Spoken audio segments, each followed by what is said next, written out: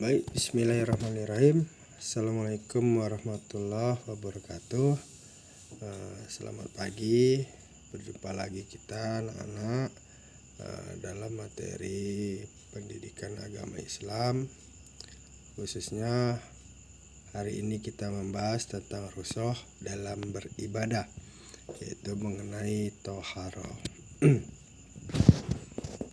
Sebelum memasuki materi, adapun tujuan pembelajaran ini yaitu setelah kita nanti membahas materi ini, Bapak harapkan kalian mampu memahami pengertian rusuh dalam ibadah, menjelaskan alasan diberlakukannya rusuh, menyebutkan bentuk-bentuk rusuh dalam ibadah khususnya dalam toharoh, kemudian mengaplikasikan tata cara ibadah dengan rusuh dalam kondisi yang tertentu.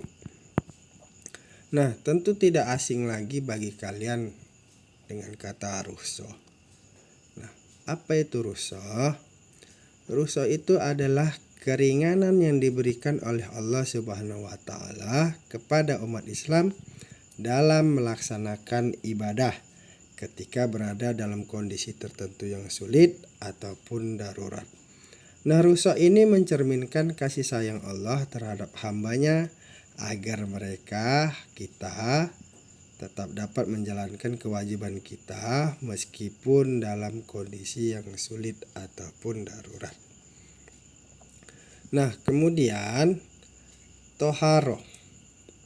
Toharoh itu berasal dari bahasa Arab at-toharatu yang berarti bersuci ataupun membersihkan diri dari kotoran, najis ataupun hadas, baik secara fisik maupun spiritual.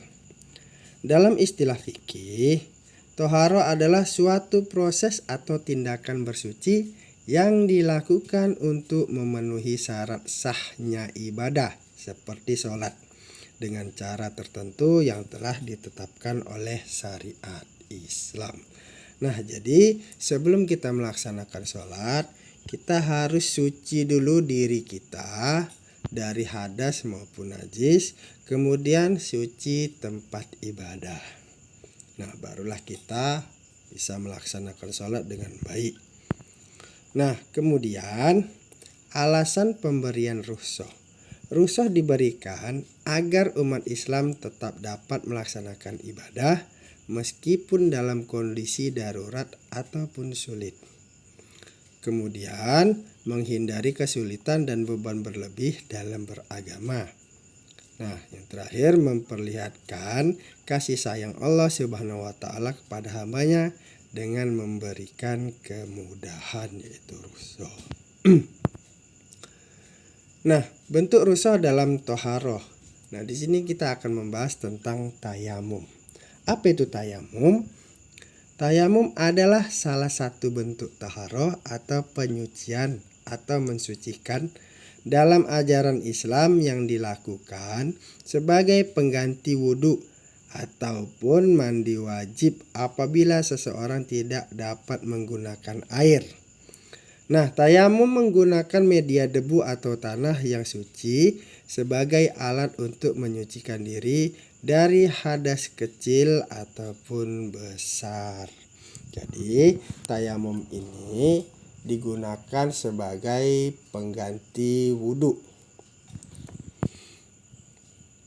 Adapun dasar hukum tayamum sesuai dengan surah An-Nisa ayat 43 yang berbunyi, Bismillahirrahmanirrahim. Wa in kuntum maradha aw ala safarin aw jaa ahadum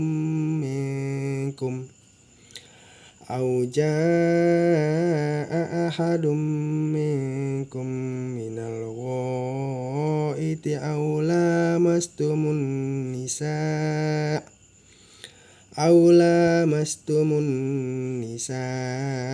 falam tajidu ma'an fatayammamu sa'idan thayyiban famsahu biwujuhikum famsahu biwujuhikum wa aydikum innallaha kana afuwan ghafura. Yang artinya, dan jika kamu sakit atau dalam perjalanan atau kembali dari tempat buang air kecil atau menyentuh perempuan lalu kamu tidak memperoleh air, maka bertayamumlah dengan tanah yang baik ataupun suci. Usaplah wajahmu dan tanganmu. Sesungguhnya Allah Maha Pemaaf lagi Maha Pengampun. Quran Surah An-Nisa ayat 43. Nah, inilah dasar hukum diperbolehkannya kita tayamum. Nah, kemudian syarat tayamum: tidak ada air atau tidak mampu menggunakannya, misalnya karena sakit atau bahaya. Nah, misalnya dalam anggota tubuh atau dalam anggota wudhu ada yang sakit, misal mata. Nah, kita khawatir apabila mata nanti ketika kita ngambil wudhu akan semakin parah sakitnya, maka kita boleh bertayamum. Nah, kemudian syarat yang kedua, sudah masuk waktu sholat. Ketika sudah masuk waktu sholat, maka segeralah kita untuk berwudhu. Nah, boleh kita bertayamum apabila tidak mendapati air. Kemudian menggunakan debu atau tanah yang bersih dan suci. Jadi bertayamum itu bukan asal menggunakan debu, tapi harus debu yang suci. Nah, misal kalau kita dalam keadaan terbaring di rumah sakit, silahkan bertayamum dengan menggunakan debu yang menempel pada dinding. Kemudian yang terakhir, tidak ada najis pada anggota tubuh yang akan diusap.